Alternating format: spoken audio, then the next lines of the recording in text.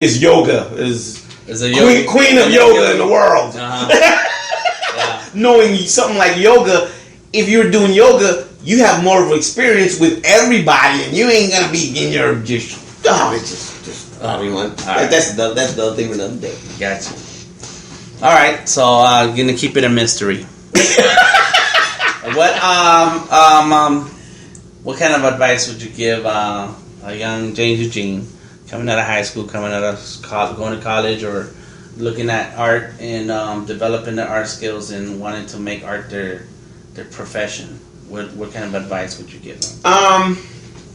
One thing I would say is you have to dig deep and find an artist. You got to find an artist mentor.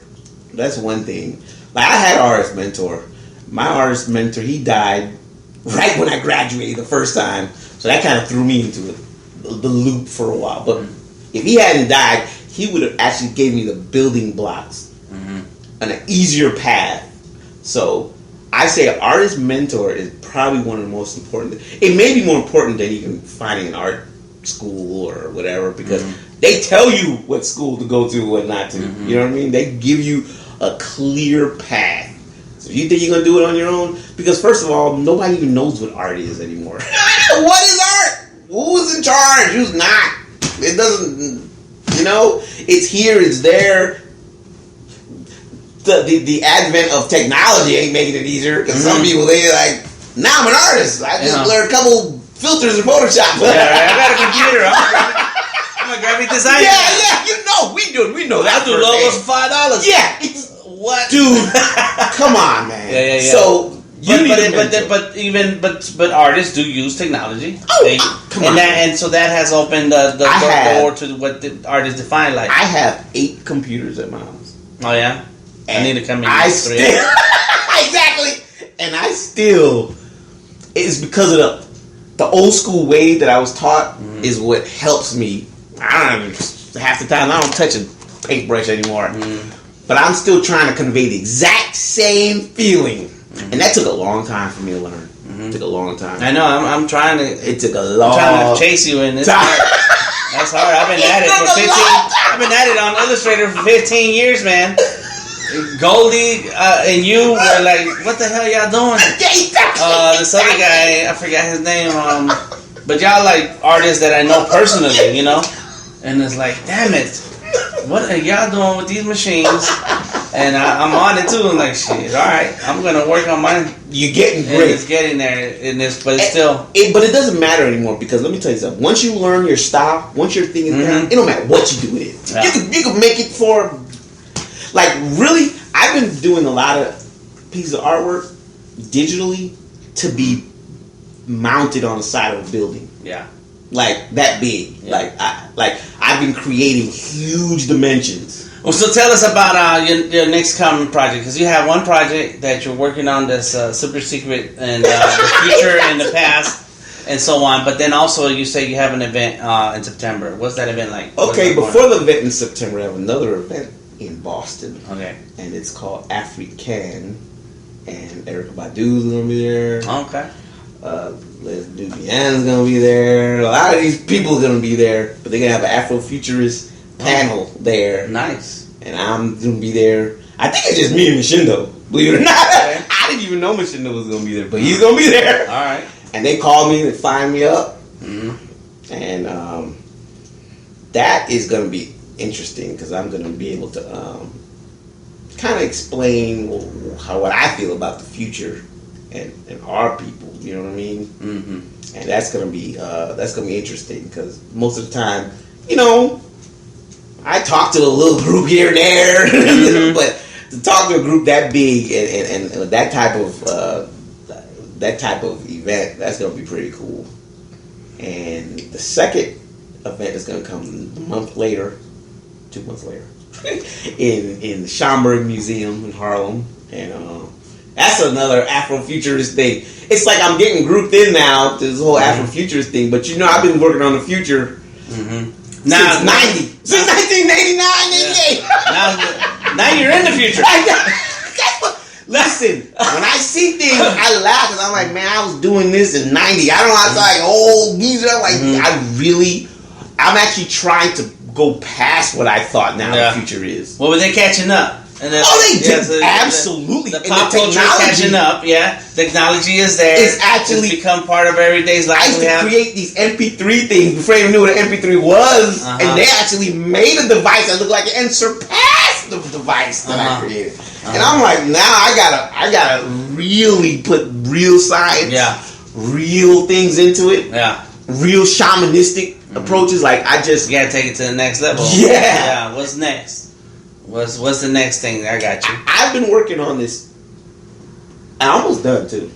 It's my first actual novel. Yeah. And I have 60,000 pages already written on it. 60,000 written. I have another 30 to go. And how many drawn out? I don't have anything drawn out. That's what makes this one unique from everything else I've done. Because I was like, I'm gonna create something, and I want my full vision. You have to read it and really ingest what it's coming from, because the main character, the book is called Runco. Okay, Runco has all the technology that I put into my art, but it's all embodied into one 16-year-old, and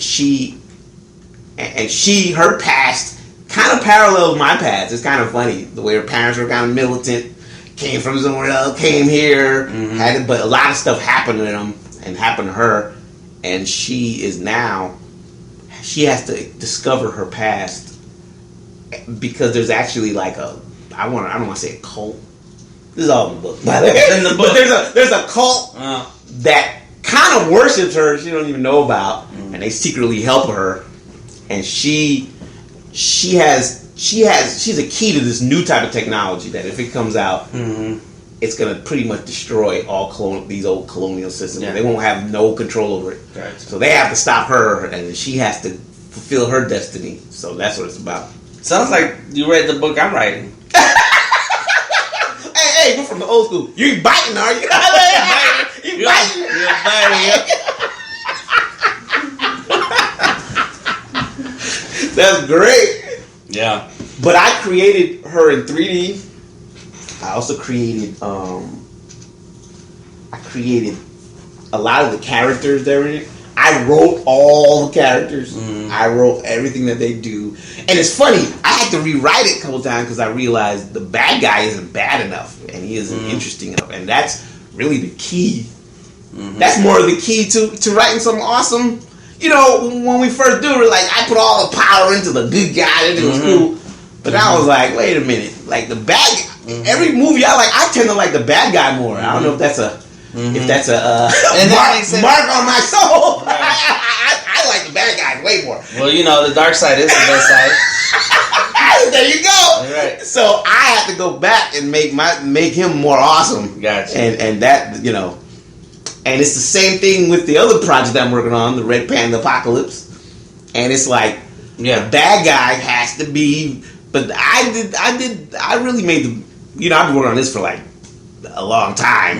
I actually did the first installment of it 2008. That's when I actually first started. So we gotta stay up to date on your website, neoartstyle.com, so we can see what's coming. It's gonna change, and I'm actually gonna have pieces.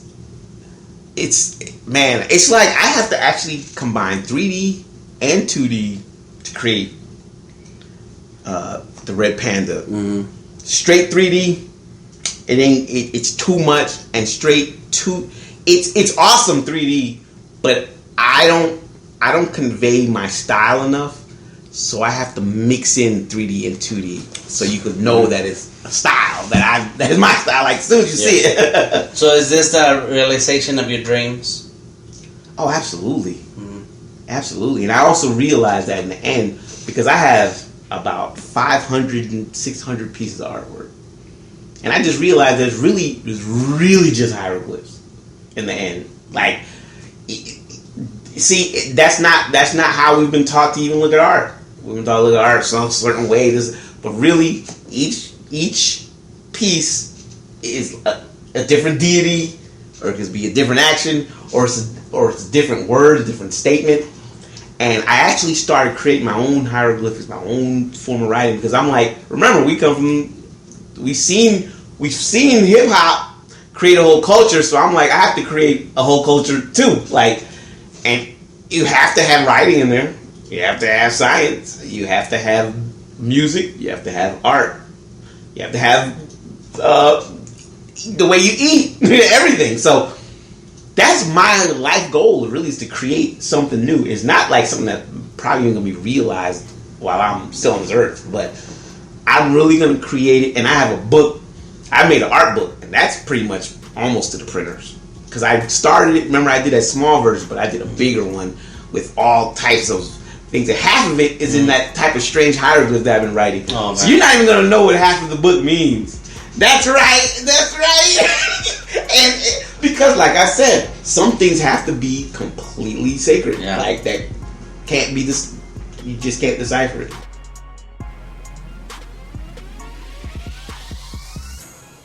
Send us feedback to dtm@artistking.org and subscribe to the Artist King podcast on iTunes, Stitcher Radio, Spreaker.com, or ArtistKingArchive.com. This has been your Artist King podcast, and I am DTM of DeltaTangoMike.com, telling you to get out and learn so you can earn. Let go of the starving artist title and move into the thriving artist art life. See you next week.